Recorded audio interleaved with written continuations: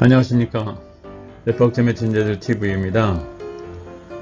오늘은 지난번 동영상에서 감상했던 중국 소설가 이하의 형제의 전편의 이후의 줄거리 에로티즘 제2탄과 마지막으로 총평을 하고자 합니다.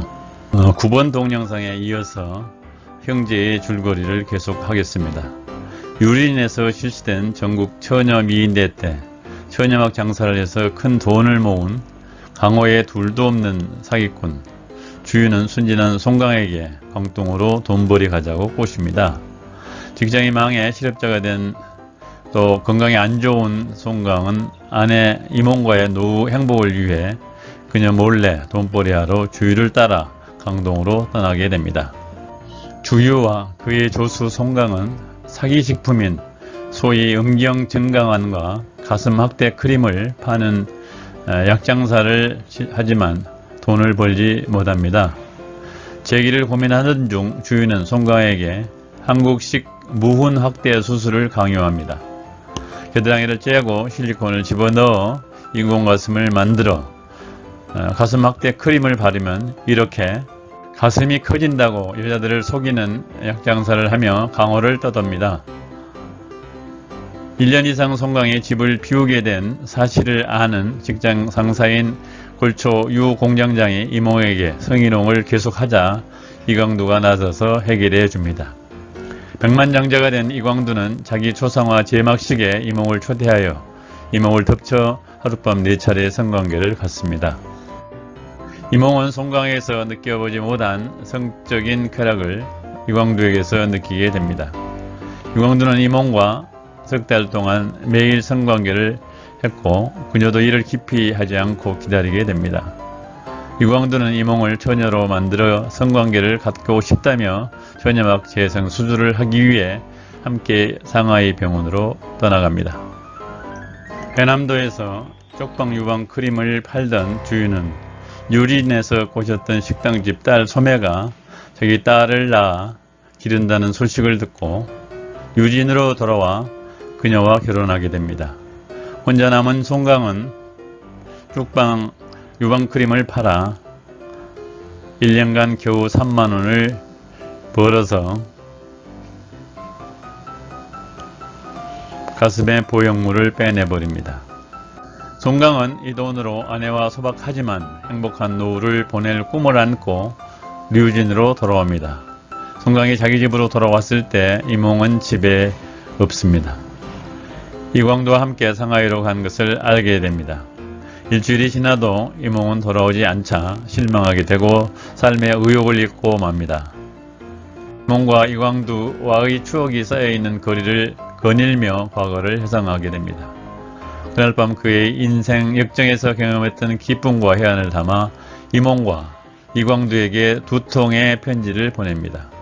다음날 평온한 마음으로 철로에 누워 자살을 하게 됩니다. 그날 밤 상해에서 처녀막 재생 수술을 끝낸 이몽은 이광두와 함께 그의 집으로 돌아와 처녀 총각 기분으로 잠자리를 같이 합니다. 이광두는 탄광등을 머리에 쓰고 이몽의 처녀막을 검사한 뒤 20년 전 청춘 남녀로 돌아가 쾌락적 욕정을 풀게 됩니다. 이광두와 이몽은 잠자리에서 송강의 자살 소식을 전해 듣게 됩니다. 송강과 온갖 어려움을 같이 하면서 형제간에 우애를 나누었던 이광두, 넉넉하지는 않지만 송강을 사랑했던 이몽은 참담한 심정으로 남편의 시신을 접하게 됩니다.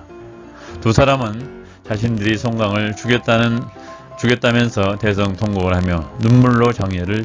송강이 이몽에게 보낸 편지에는 동생 이광두와 아내가 바람을 피운 어떤 원망도 미련도 담겨 있지 않았습니다. 이몽을 사랑한다는 말, 그녀로부터 사랑을 받아 행복했다는 사실, 지금까지 벌어놓은 돈이 3만원에 불과하다는 것을 밝혀주었습니다. 이몽은 편지를 읽는 내내 눈물이 쏟아집니다.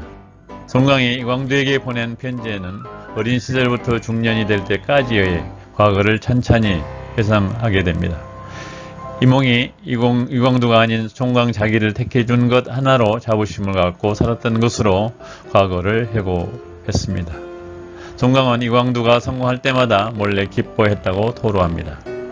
일정을 생각해서라도 이몽에게 꼭 좋은 일자리를 구해주라고 부탁을 하게 됩니다. 마지막으로 삶과 죽음이 우리를 갈라놓을 때까지 우리는 형제라고 되뇌입니다. 이광두는 송강의 편지를 여러 번 반복해서 읽으면서 그때마다 통곡을 합니다. 송강이 저승으로 떠난 뒤 홀로 된 이몽은 이광두와 내연관계를 끊고 이광두가 형 송강의 부의금을 챙겨주자 그 돈으로 미장원을 차리고 주인이 됩니다. 그녀는 아파트 작은 방은 여러 개를 아가씨들에게 새들게 하고 류진 남자들에게 아가씨를 소개하면서 소개비를 챙기는 보주가 됩니다. 송강이 세상을 떠난 뒤에도 이광두는 더욱더 부귀영화를 누리게 됩니다. 어느 날 도구만 변기에 앉아 백거리 TV를 통해 미국인 사업가가 2천만 달러를 들여 우주여행에 나섰다는 뉴스를 듣고는 자기도 우주여행을 하기로 결심합니다. 지구에서 더 이상 이룰 일이 없다고 생각하기 때문입니다. 3년 후 그는 송강의 유골함을 들고 우주여행길에 오르게 이광두는 송강의 유골함을 우주여행길에 가져가며 이제 내 형제 송강은 외계인이다 라고 혼잣말을 합니다. 결국 이광두는 우주인이 되었고 송강은 외계인이 되었습니다. 다섯 번째, 형제 속의 에로티시즘 제2탄입니다. 형제 속의 에로티시즘 제2탄을 자막으로 감상하시겠습니다. 여기 소개되는 장면은 앞에서도 언급했지만 이광두가 초상화 제막식에 송강 없이 외롭게 살고 있는 이몽을 BMW에 태워 자기 직무실로 초대하게 됩니다. 이몽이 송강과 결혼하여 20년이 흐른 뒤에 이광두가 젊은 시절 짝사랑하던 이몽과 생전 처음으로 성관계를 가진 장면을 자막으로 감상하기로 합니다.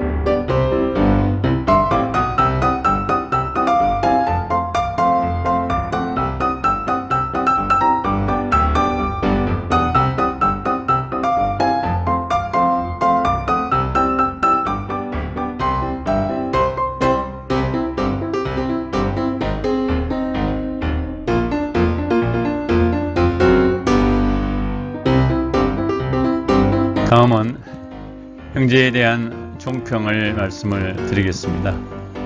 이 소설에서는 중국 현실에 대한 비판과 함께 자본주의에 대한 비판이 공존하고 있습니다. 물질적 풍요와 육체적 쾌락, 정신적 사랑과 물질적 빈약이 인간 행복의 어떤 모습으로 나타나는가를 극명하게 보여주고 있습니다. 이 소설을 읽으면 자유민주 국가에 길들여져 있는 우리들과 자본주의적 사회주의 체제인 중국에서 살고 있는 사람들의 간극이 얼마나 큰 것인가를 알 수 있습니다. 다시 한번 소설 형제를 시청자 여러분 모두 완독하시기를 에필로그입니다. 오늘 명작 바이오로티시즘 콘서트는 여기까지입니다. 오늘 동영상의 내용이 시청자 여러분을 재미있게 해드렸다면 좋아요 버튼과 구독 버튼을 눌러주시면 고맙겠습니다. 다음 시간에 뵙겠습니다. 바이바이.